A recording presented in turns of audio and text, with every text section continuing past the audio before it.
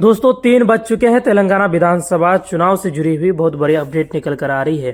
9 विधानसभा क्षेत्रों में बैरिस्टर सदुद्दीन अवैसी साहब अपने उम्मीदवार को उतारे हैं और अभी नामपल्ली विधानसभा और चंद्रयान गुट्टा और जुबली हिल विधानसभा से बहुत बड़ी अपडेट निकल कर आ रही है। दोस्तों इन तीनों विधानसभा क्षेत्र में सुबह से ही एक तरफा वोटिंग हो रही है और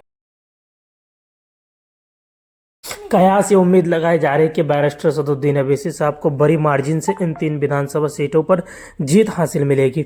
दोस्तों अगर आप चैनल पर नए हैं तो सबसे पहले आप इस चैनल को करें सब्सक्राइब, इसलिए कि तेलंगाना विधानसभा चुनाव से जुड़ी हुई हर एक पोलिंग बूथ से जुड़ी हुई हर एक पल की अपडेट हम आपको इस चैनल पर देते रहेंगे और आसानी के साथ आप जान सकेंगे कि बैरिस्टर सदुद्दीन अवैसी साहब कितनी सीटों पर विधानसभा हुआ।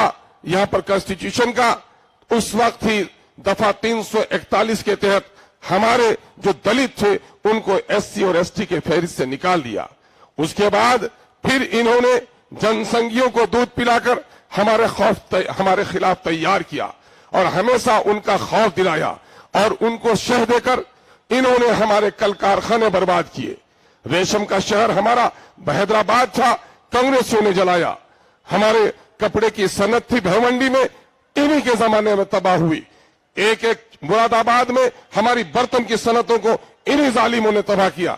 हमारे माली कारखाने बर्बाद किए। फिर इन्होंने टाडा के तहत हमारे बेकसूर नौजवानों को इंतहा पसंदी के नाम पर गिरफ्तार किया।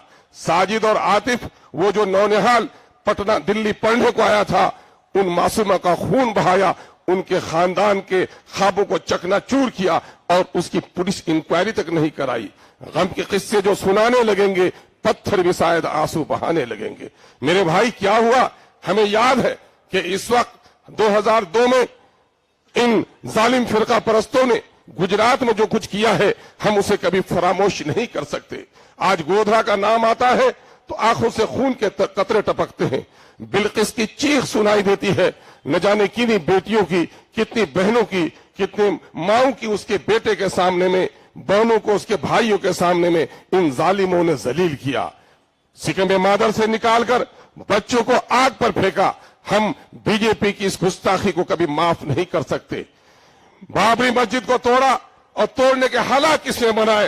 दोनों जालिम थे। ताला किसने लगाया? कांग्रेसियों जवाब दो, तुम्हें अगर हिम्मत है तो। मूर्ति किसके जमाने में बैठाई गई? और जिस वक्त बाबरी मस्जिद को तोड़ी जा रही थी, दिल्ली में किसकी सल्तनत थी?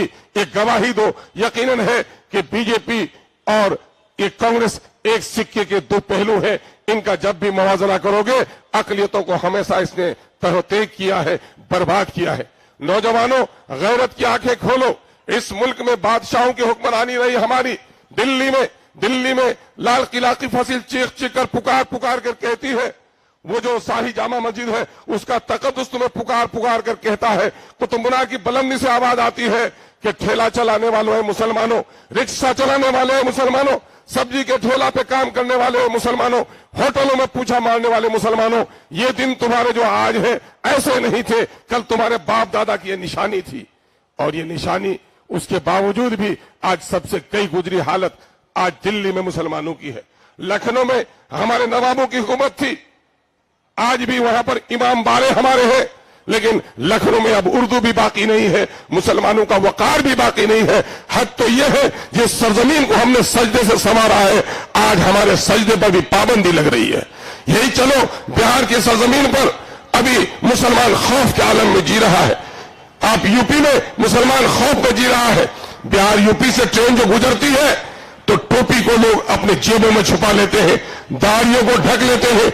हमारी नकाब पोस्ट बेटियां उस वक्त अपने चेहरे से नकाब झटक देती है कि कहीं मेरे मजहब की बुनियाद पर मेरे साथ जुल्म और ज्यादती नहीं हो।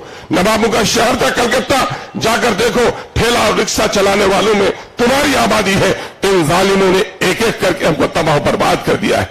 मुबारकबाद के मुश्तक हुए हैदराबाद वालों, अल्लाह ने एक बड़ी दौलत आपको दी।